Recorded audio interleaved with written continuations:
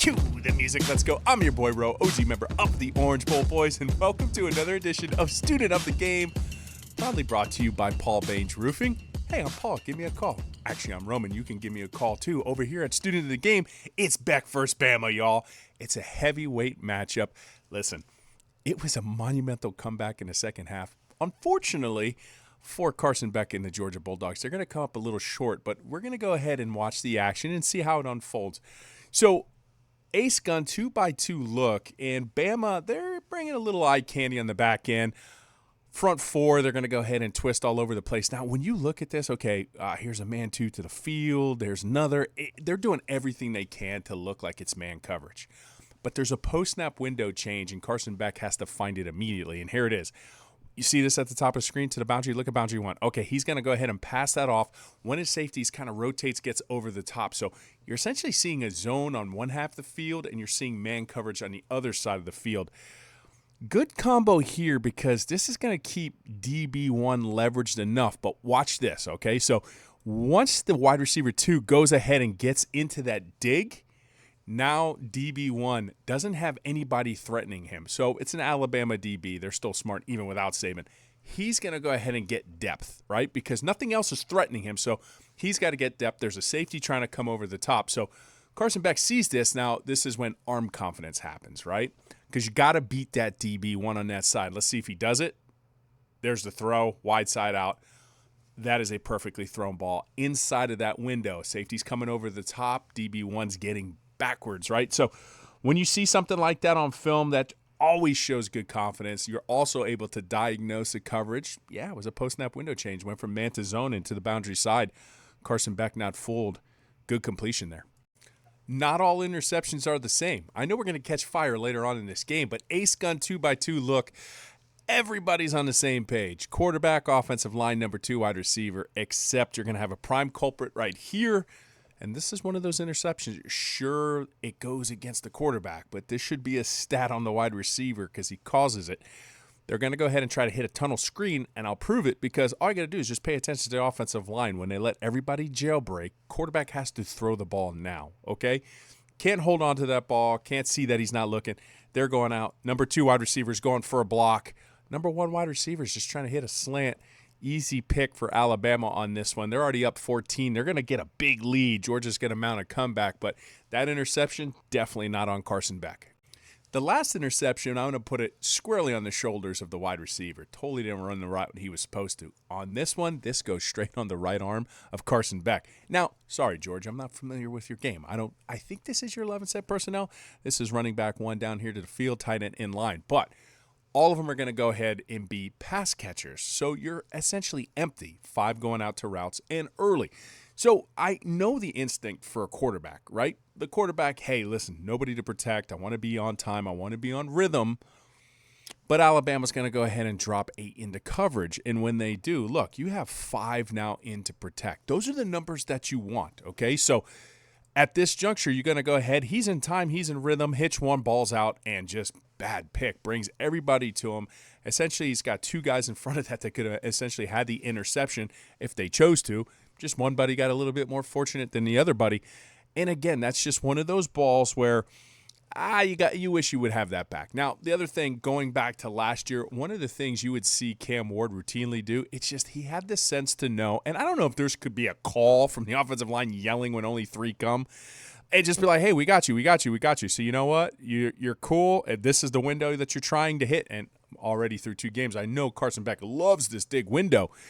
I think they were onto that too because look at where they're playing. Right? They're playing that dig window all day, every day. Ball's already out, and you had plenty of time. Right? Didn't need to rush that throw.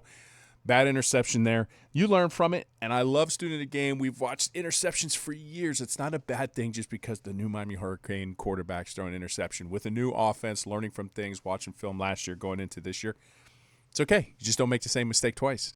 So this isn't a Carson Beck clip at all. This is more of an indictment on the offensive coordinator and know thy worst nightmare.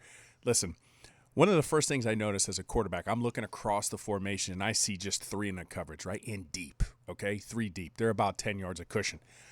Alabama, all 8 in the box. So know thy worst nightmare. What if everybody comes, offensive coordinator? What do we do? Okay, I'll show you what you asked Carson Beck to do. Bama 0 blitzes, meaning no safeties over the top, just 3-in-man coverage. And that's why they got that cushion, right? Because they don't want to get burned real quick off the line because it's going to be a 95-yard touchdown. Nope, that's not what happens here, Bobo. He just runs all 9s, all verticals with Bama DBs with 10 yards of cushion. So, again, you have to have answers for this. If you don't have answers for it as far as the offensive coordinator is concerned as a quarterback, then I do have to come out there and say, yeah, I don't like if they all come. This is never going to work.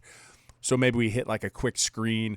We hit a quick slant, something. I don't know. I'm just spitballing. But didn't know their worst nightmare there on 3rd and 10. Georgia would have to punt. So, look, they tried to bring 8 again, and this time they side adjustment. Look, this is exactly what we're talking about. It's like, oh, you came in with a 0. Get the ball out quick. You're not going to be able to 9 over the top of DBs that are 10 yards downfield. Good adjustment there. So Georgia down 30-7. We need to make a comeback, y'all. There's only 5 minutes and 13. But when you're inside the red zone and your offensive coordinator dials up a really good play and your quarterback sells the play fake, it's like a point guard. You got to have some ball handling fakes and some skills, right? And it's going to go ahead and do its job. So pay attention right here, left guard. All right, left guard for your University of Georgia. There's the play fake by the quarterback right there. You're pulling a lineman, so what does it do, right? It's a play fake. It's like bait, and you bring the fishies to the yard. So pass strength, run strength, set to the boundary side of the field, step, deliver, wide open, high school wide open, bang. All right, so let's see how the pass route came into view. I really like this play. And Shannon Dawson will do this. He's a vertical guy. He's vertically savvy. We saw a lot of routes on the vertical spectrum with Cam Ward last year at quarterback. This is like basically all verts on this side. They do a really good job. Everybody's going vertical, including the tight end, kind of on this wheel route. And it's just right here. Wide receiver 1 gets inside. When they take the wheel route, that DB for Alabama actually sets the pick, and that's what allows it to go wide open. Carson Beck's already delivering the football, and that's what got it there. So great design play there by the offensive coordinator for Georgia. Great throw by Carson Beck, and hey, charge. This is going to be a remarkable 2-point conversion by Carson Beck, but before we get to his play, I want to focus on the actual play. Right here you'll see bunch formation up here to the top of the screen, 3-by-1 look, and Georgia decides to roll the pocket. Now, rolling the pocket is a sound strategy. There's a caveat to it, though. When you do, sometimes you have this propensity to bring the defense with you, and you cut off half of the field. And that's exactly what happens here. Alabama has this meticulously covered and scouted, because right here, once they roll the pocket, look, it's 1, 2, 3, 4, 5 on 3. I don't like those odds. And never tell me the odds. But here you go. Everything's covered. So what options do I have at that point? Okay, you've heard it for years and years. Never throw late across the field if you're a quarterback. No, you can throw late across the field, right? You can throw late back into the middle. Just don't get it intercepted because it's not intercepted, and he threads the needle. Bang. I don't even know if I say bang on 2-point conversions, but I'm going to say it there because that's how good that throw was. Let's go ahead and watch it back. That was a remarkable play. He had to bail his offensive coordinator out because it's not there, so do something. That was something, y'all. That was definitely something. I always loved these views, but, man, a millisecond later, that's all I needed because watch it. 1, 2, 3 in the pocket. There's that hitch 1. He's got his eyes. He's looking. Just drops it a little too soon because that's the window right there. You rip that. That's wide open. Now he's trying to make something happen. I want to watch that back again. That hurts. That hurts. There you go. Just looking. You know that route's coming. Yeah, see, there's the head. Just came off it a little too soon, in my opinion. Led to a turnover. Hey, inside the red zone, all verts, and I mean like all verts, 2-by-2 all verts. Everybody's going vertical.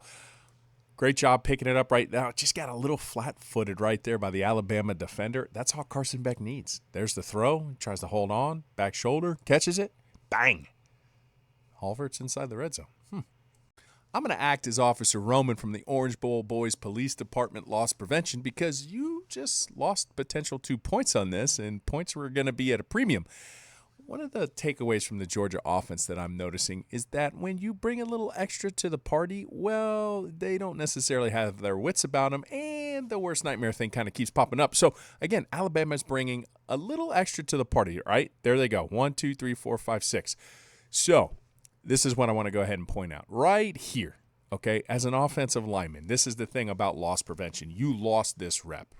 And how could we never lose this rep again? But in this situation, if they bring somebody and you see this overhang defender in this prime position, I would punch them. Like, I'm going to do whatever I can to make sure he stays on the ground, right? I'm going to go ahead and try to teach it in a way, and I don't know how this is. I know you're trying to take your drops and keep continuity, but this is the reason why the play is not there, because the offensive lineman's backing away and giving him free rein to jump, right? Did nothing to keep him on the ground, and that bothers me. I don't know why it bothers me, because if he's on the ground, if we could keep him on the ground, then this is 2 points, and points were going to be at a premium. So, loss prevention, I think we could do a better job there. It's a play like this, in my humble opinion, with the University of Miami reminding Carson Beck that great things can happen when that initial play is not there. So, the game within the game, the chess match that's going on between Alabama and Georgia. Alabama's coming out with this same look again. This is what they've zero blitzed off of, okay? 3 guys back playing man coverage. Everybody else is going to come. They've showed it several times now in the game, except this time they don't. They're going to go ahead and peel this off. Now, Carson Beck's initial read right here, trying to get the ball out quick, but everybody's dropping it. Takes it away. Now, naturally, he's just going to see this escape lane right here, okay? Georgia doing a great job here in pass pro, and then this is what happens, right? It's not there. Relax. Calm down. It's fine. Good touch money pass right there, touch money dime, and you get a first down, and you're driving. Great play. It wasn't there initially. The chess match, Alabama won early. Carson Beck won late. Okay, I'll admit, after this play, I'm not completely anti-OC Uga, all right? Because the chess game, he wins in this one. Ace gun 2x2 look. Do you remember earlier I talked about that hybrid coverage? They're running man to the bottom of the field towards the field side and into the boundary. That kind of shows zone, and then late they're dropping. Well, it's exactly what they do again, Alabama, except the concept changed. Last time it was going to be a dig and then an out, and the DB1 got deep. But what happens test match earlier in the game kind of sacrificed your pawn to go ahead and take the knight to the king, and there you go. Comes all the way back. Georgia is now in the lead. And one thing I'd like to point out too, offensive line, you're going to have a little bit of a challenge. Oh no, we come up a little short. This is going to be the last clip of the evening. Again, brought to you proudly by Paul Baines Roofing. Hey, I'm Paul. Give me a call. And, this is going to be his 3rd interception of the game. One completely on his shoulders. The first one, however, that was on the wide receiver. He ran the wrong way. In this one, I'm going to make the case, come on, bro, you got to have it. Miami wide receivers, don't let this happen. Ball goes up in the air, get big. Like, what are you doing? Like, you just let him outplay you. You're kind of slow. You're lackadaisical. You get big, all right? So I'm going to say that's 50-50 on him and the quarterback. Sure, you could have put that a little bit on the outside, but somebody who knows the situation there late, yeah, you got to fight for that ball a little harder. I'm just going to be honest. So, for the last time, I'm your boy Ro, OG member of the Orange Bowl boys. Stay safe out there. Bang.